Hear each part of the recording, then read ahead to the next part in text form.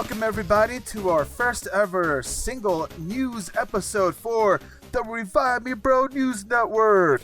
Wait, that's what we're calling it? Revive Me News Network?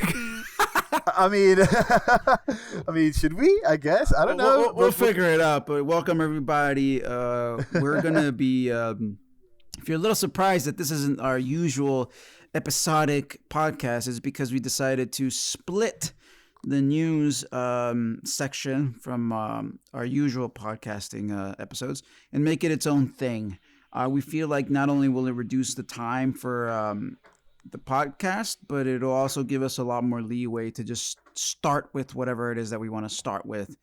And then, we can like talk about news and just, chat around and provide a little more like sized bite episodes for everyone. Exactly. So if there's something news related that you're just interested in and you want to hear that again or whatever, you don't have to listen to and find the whole podcast again. You can just go to the news section. Exactly. Yeah. We'll see how this works. We're going to try it out a few times, see how it works. We're still trying to figure this shit out. So Master Rain, like, would you mind doing us the honors of starting our first ever RMB news? For our first bit of news. The 2003 Clone Wars. Do you remember that? Do you remember the 2003 Clone Wars, bro? Dude, are you kidding me? We would like talk about it after school, like before school even started. We would watch it at like 7 p.m. on Cartoon Network. Yeah. And then the next day, like, dude, did you see the 3-minute clip about Clone Wars? Do we remember it? And it's coming to Disney Plus finally, dude. It's about time, guys. It's about time. Yeah. You want to know, like, for anyone that's like born in the early or late 2000s, if you have no idea what we're talking about, basically the creator of Primal, Samurai Jack, and Dexter's Laboratory had carte blanche on making a Star Wars Clone Wars show with the only caveat that it had to be between 3 to 5 minutes long.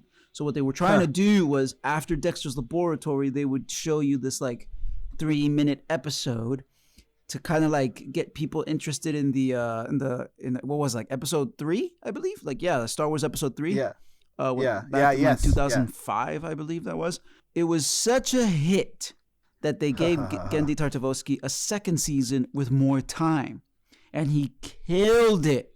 And so nowadays, like, the only way you could see these, or the only way you used to be able to see these episodes was through like, through illegal means, streaming it somewhere on the internets, or if you had the DVDs through Pirate King methods. Yeah, or if you had the DVDs.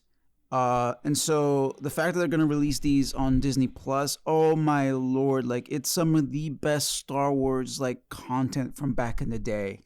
Like, everyone's been spoiled with The Mandalorian and Clone Wars and all that, and even Rebels, which actually I just finished watching a month ago.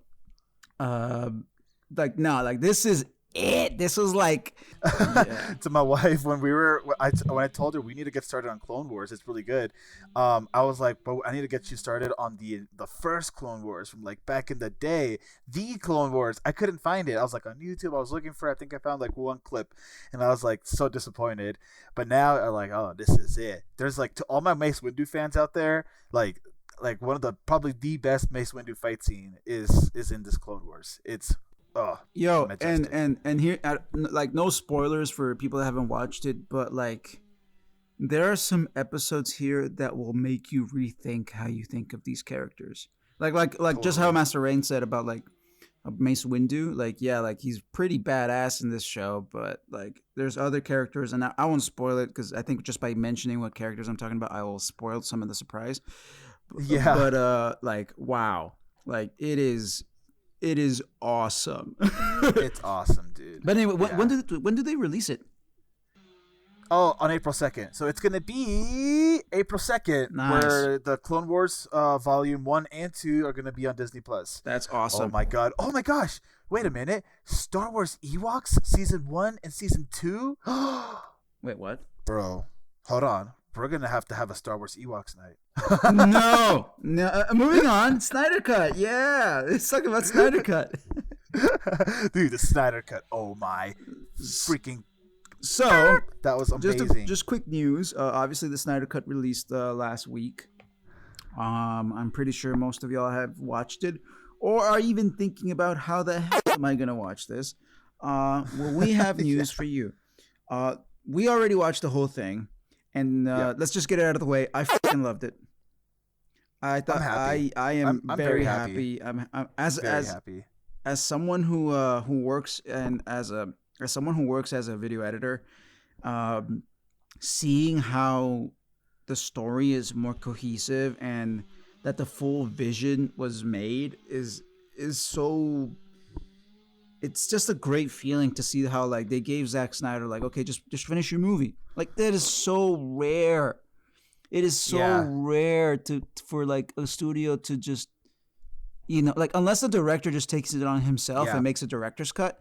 But the fact that the movie not refunded, but like they gave him more money to be like, all right, just we know you wanted to do it a certain way, finish it. Like it's insane. It's insane. And I think you can only do it nowadays with streaming services, right? But the movie was amazing.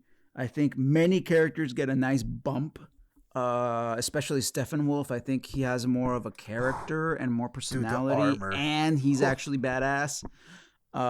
Instead of some weird looking Ares cutboard copy, whatever the hell that was. Overall, I think it's a great movie. Everyone should totally be watching it, but you can also watch it in parts. The movie's divided in 6 parts, and each part is like half an hour long, give or take. So you could actually watch it like a show. Like watch maybe one part for like in the morning or at night, and then the next day watch the next part. Like it works. It really does work. And so however way you see it, binge it, watch half of it, take a break, or watch it in parts. Totally worth it. Yeah, like I'm super happy to get movies like these 4-hour long movies. Like if we can get more of these like epic long movies, I'd be super about it. And plus, like if we can get like a Justice League like Avengers type arc, movie arc, I would be very happy. Like I really miss that old show. Like I grew up on that. Like that was awesome. Oh, you mean like the Justice League Unlimited and all that? Yeah, and all that. Yeah. Where like all the characters are there. Like, dude, that was sick. And like the stories are just ongoing and stuff. And like, just there's so much you can work with. But I mean, we'll see. There's rumors that Zack Snyder is not going to do any more with the Justice League, and now the internet's making memes being like, long live the Snyder Cut and bring the Snyder Cut or create the Snyder universe. Like that's what people are saying now. But we'll see. Well, we'll see. I think for Snyder, it was one of those things where he needed to finish his vision. But not only did he need to finish this for himself, but I think he did it also as a tribute to his daughter. Sadly, we all heard that she took her own life, and that was a huge blow for really any parent. Dude, that's so sad. That's so heartbreaking. And Zack Snyder has definitely talked about how his daughter was really into his like movies and into like the DC comics and stuff. So it was very touching, that at the end you see like a little tribute to his daughter. And I don't know, like not to get like too emotional or anything like that, but it's just, I really do think that after that whole experience, like Zack Snyder needs to work on something else. I think maybe in years to come he might work on another movie, and who knows, or maybe just give it to like or maybe be like a producer and have another director come in. Totally. Hopefully not Josh Whedon, but like a mini Zack Snyder, whoever that is. But I don't know. It's cool. I think it's great that Snyder got a last jab at it, and I think it'll open him up to work on different things. And I know he's making a movie with Bethesda already, so. Oh, that's awesome. Yeah, so he's already moving on. I think the trailer's already out. Like that guy moves quick. Yeah, dude, I'm so happy to see Zack Snyder like working out there, like out there working and creating these things and still being a director and all this stuff, like after what their family went through. Yeah, like that. I'm so like, I'm so about like supporting him, just on that alone. Yeah, and let's not forget a lot of his movies, like regardless of what you think, like they're iconic in some way. Like 300 is iconic. Totally. Like the Dawn of the Dead movies are iconic. The Watchmen, hate it or love it, like iconic. People think about Watchmen at like back in the day and how like influential it's been. He hangs dong. Yeah. So, but Zack Snyder with Man of Steel, like that's like I think by far that's the best Superman movie we'll ever get. Honestly. Yeah. For sure. But anyway, moving on. Yeah. I think speaking of movies and Oscars and stuff like that. Demon Slayer's theatrical release is April 23rd. We're a month away from having Demon Slayer in quote-unquote theaters. Oh, Jesus. Sorry. It's rated R, which is no surprise. It is a very violent anime.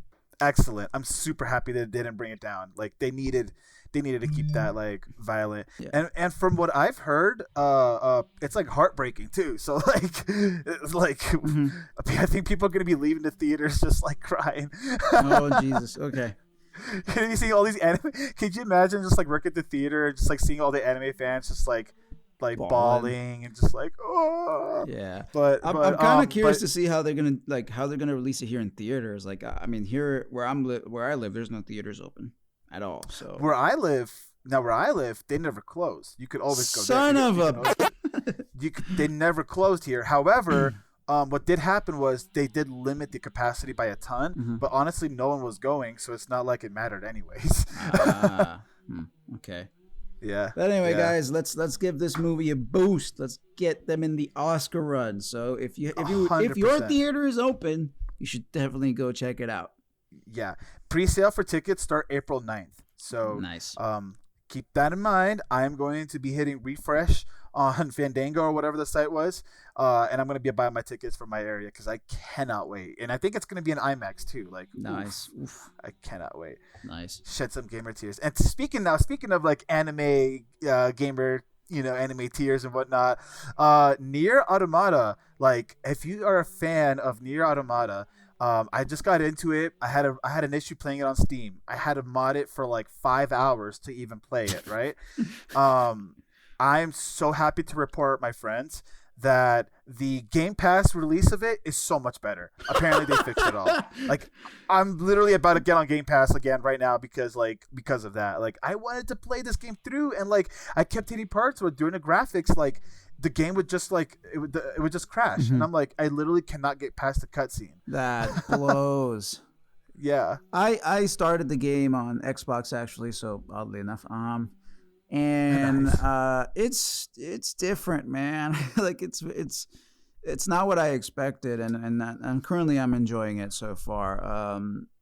Between my Cyberpunk, yes, I started playing Cyberpunk, and nice. And Nier Automata. Nier Automata? Is that how you say it? Automata? Nier Automata. Like it's Automata.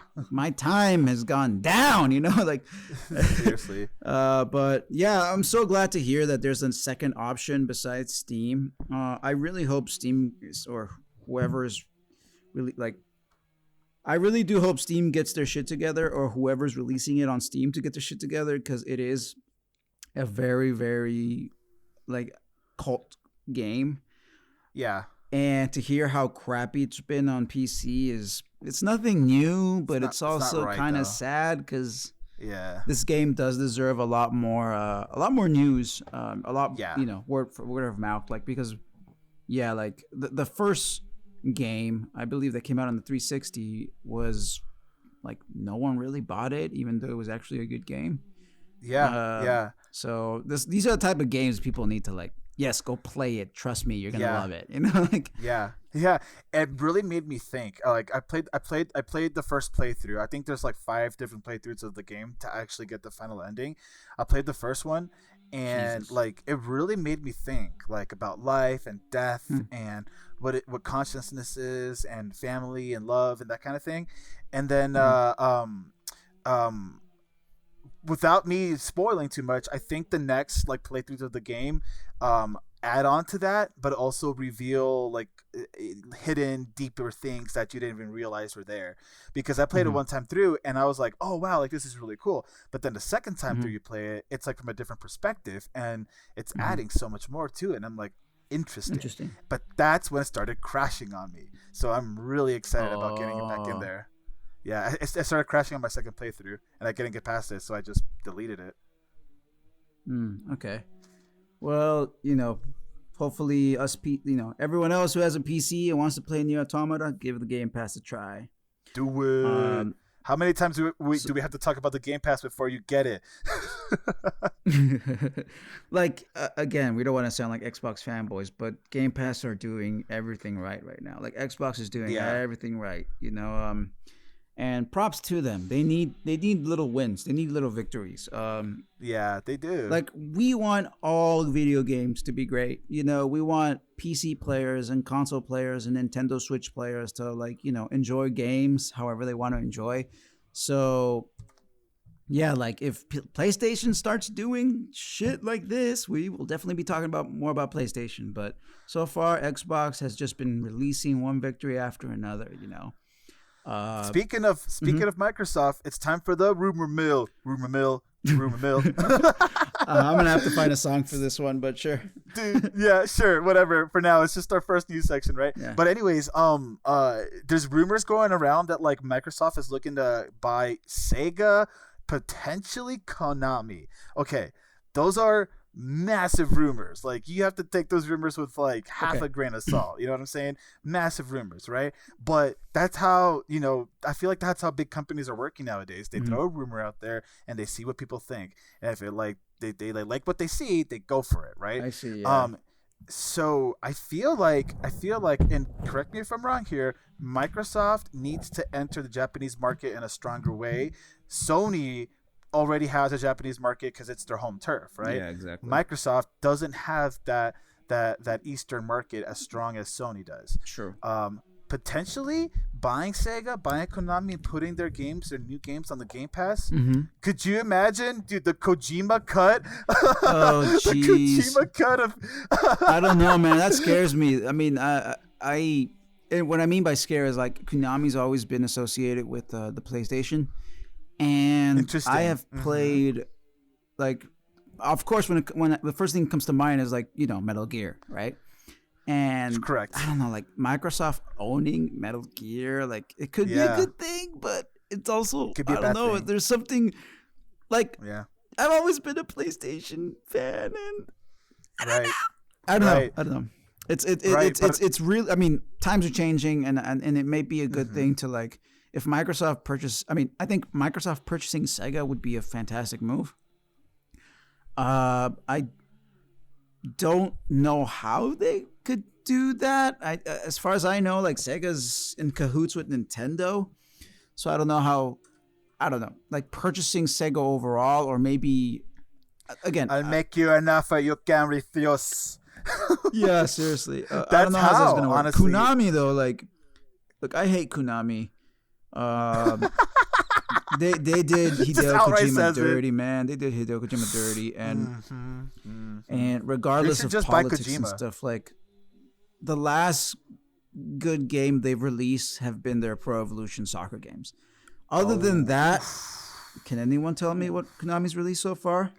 Ooh, interesting, yo. I think Konami's trying to release a couple things right now. I think the PlayStation. I can't remember off the top of my head, so we'll look into that, y'all, see what they have any releases coming up. But I agree with you. If anything, going back into the Microsoft rumor mill, like Microsoft should just like hit up Kojima and be like, "Hey, we want you to start a new studio, like, or whatever his studio is. We just want you to bring it here because he made Death Stranding." Well, that's his studio. It's Kojima Productions. That's Kojima Productions. Let me backtrack a little bit.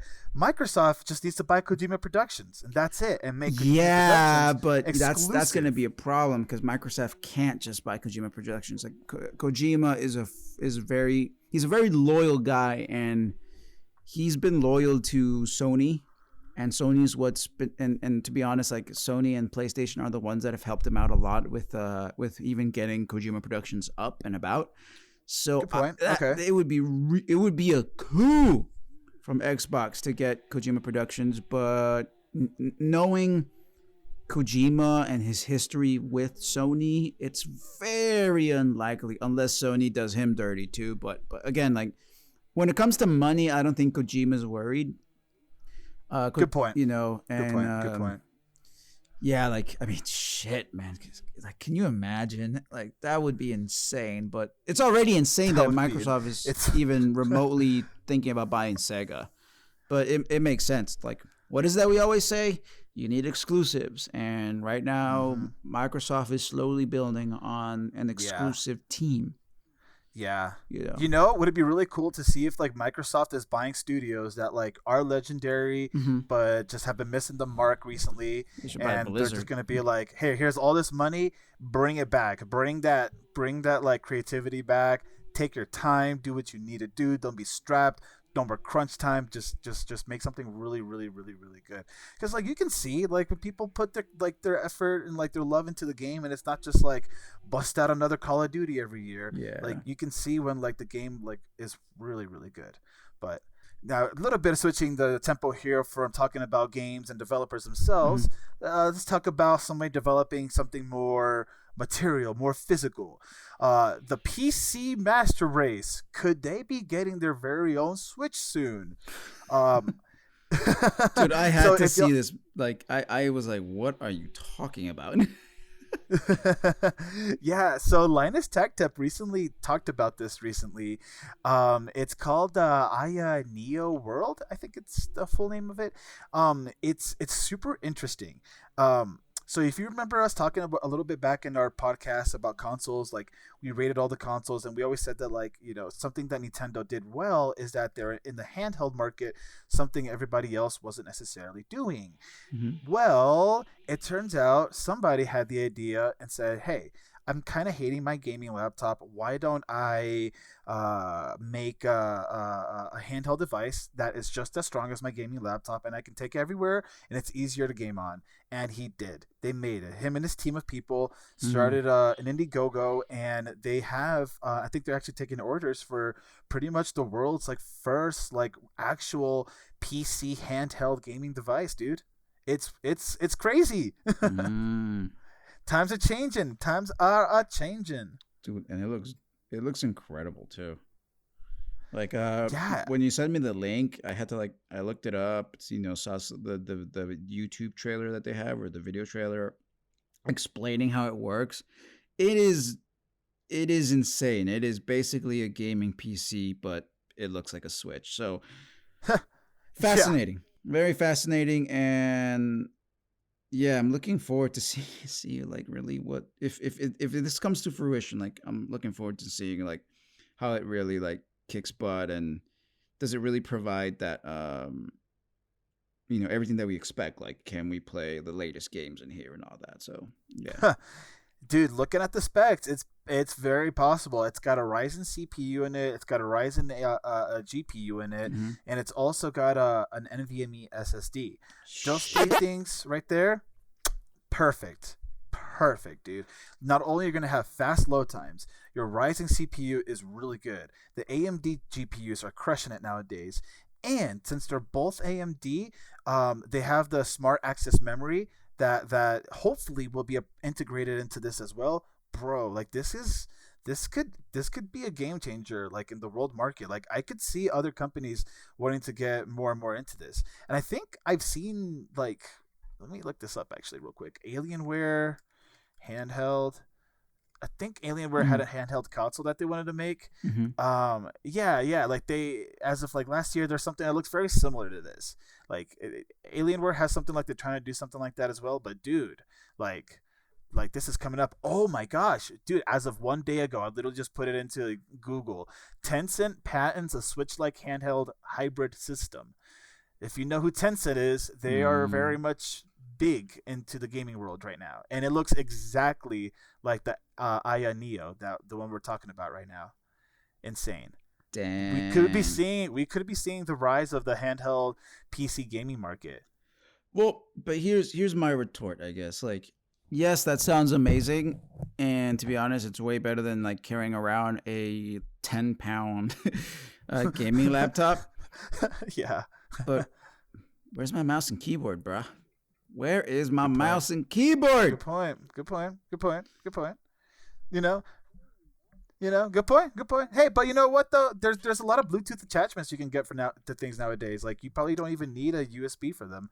You can just Bluetooth the mouse and keyboard to it, and then if it has an HDMI mini port or even just a regular HDMI port on it, then you can just like literally like hook it up to the back of your TV, and you have a Bluetooth, and now you have like an on-the-go 4K streaming setup that you can just watch movies on the go, like. And it's trying to have like the Aya Neo is trying to have a 5 to 6 hour battery life. Like that's enough. Yeah, it's a good flight. Well, also a good point. I can just use Bluetooth. Yeah. Why didn't I think of that? But like you got a point though. Like you're still gonna need it, but like Bluetooth though. But this is the thing. Like, I'm excited. Like I don't know if I'll ever buy one. Like I kind of prefer just having my battle station personally. But dude, like I could see like the rise of the handheld like really good gaming PC like happening. The chips nowadays they're super small, and honestly, Nintendo, like if you remember from our review of the Switch, if you didn't check it out, shameless plug, go check it out. But the graphics ain't all that. So the one we were talking about, the Aya Neo, like that already is like light years ahead of the Switch. So I'm skeptical because you really can't beat a mouse and keyboard setup, regardless if it's Bluetooth or not. Like the fact that I can play Counter-Strike while I'm taking a dump sounds really fascinating. But it's technically controller. It is technically controller. Yeah, exactly. Like technically you're still playing with a controller, so how is that different than like, playing on a PlayStation? But we'll see. I mean, of course, in regards to like comparing the Switch to this machine, like this machine's way more powerful. I don't know. I'm skeptical, but I do find it fascinating. So I'm looking forward to seeing more news about it, especially here on the new RMB news. What? News. What's up? Finally, our last bit of news here is Oculus Rift 2 is back in stock. And if you've been thinking about buying some VR peripheral, I mean, you can't go wrong with the Valve Index, but unless your tax refunds allows it, or unless that stimmy hit and you're ready to order it and your computer can handle it. Like the Valve Index is a beast, and you need a beefy computer for that one. The nice thing with the Oculus though is that it has its own built-in I believe it has its own built-in graphics. Yes. Yeah, it has its own built-in computer essentially to be able to run everything. Yes, thank you. So basically it has its own like software and hardware, and it's not as a plug and play as you think. It does offer a lot of games that you can just plug and play. But if you want to play, let's say, Half-Life Alyx, which is the VR game everyone wants to play, me included. Same. It's going to take a couple more steps than usual. There's a lot of videos on how to do it. You can definitely play Half-Life with your Oculus Rift, but Steam makes it hard for you to play it with the Oculus Rift. So if you're patient enough, you can spend... like I think it's like $300 the price for the Oculus Rift. You spend $300 and maybe a few hours configuring your computer to work with Oculus and Half-Life. Oh, I see. Like it'll be totally worth it. Oh, Baby Yoda. It'll be totally worth it. From what I've seen online and the reviews and even some YouTube clips, it's like the extra hours you put into it, like it's money that you save. For sure. And you still get to experience the game as is. So yeah, guys, like Oculus, if you're thinking about buying a new VR headset or getting started with a new VR fad, like Oculus, I think Oculus is definitely a wonderful, wonderful option.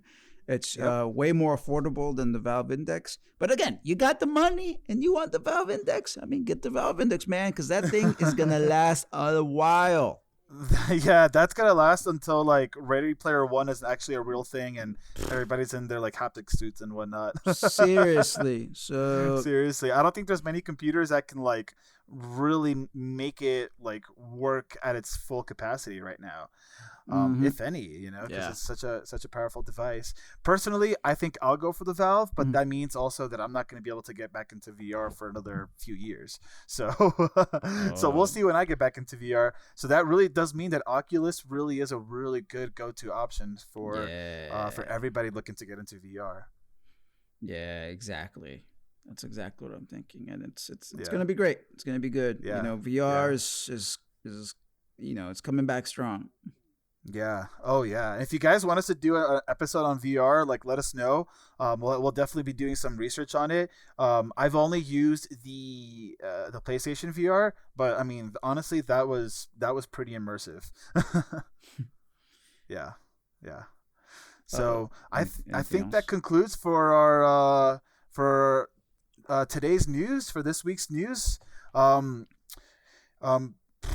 My train of thought. You can start over. Yeah. All right. Well, I think that's it for today's news. I think, Silly, is there anything else that you would want to add? Well, let us know if you like this. You like this new format that we're doing. If it's informative or we're just rambling too much. Please let us know. We really appreciate all the feedback. And if you're wondering where you can leave us a feedback, well, I mean, if you're listening to us on Apple Podcast, remember to leave us some 5-star, some 5 stars, and then maybe a review down there. It'll definitely we're a 5-star podcast. It'll definitely help the podcast grow, because we need to feed that algorithm, right? Yeah, feed the beast. But we're also available on Instagram, Facebook, Twitter, and Twitch. And we're now available on TikTok. Woo woo! So go check it out, all y'all TikTokers. Get those views. Go make sure you put them hearts on that videos that we got. We got 2 videos up. Go put some hearts on them. Yeah, and but we're also available on Spotify, Apple Podcasts, Google Podcasts, and of course, YouTube. Remember to leave us a comment, and we're looking forward to our next episode. Remember, guys, heal your teammates before they die, but if they do, you better be reviving them.